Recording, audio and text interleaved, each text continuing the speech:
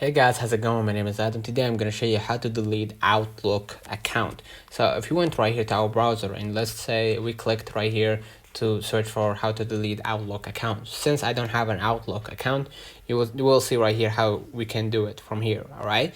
And from here it says from the main Outlook window, select file on the upper left corner of the screen. You're gonna see it, right? And from there, what I'm gonna do, I'm gonna just go ahead and select account settings, all right, and follow along to the account settings. All right.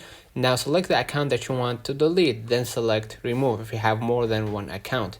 Now what I'm gonna do, I'm gonna just go ahead right here. It says you will see a message warning you that all offline cached content for this account will be deleted. This only affects content downloaded and stored on your computer, right? And from there we're gonna just hit yes to confirm.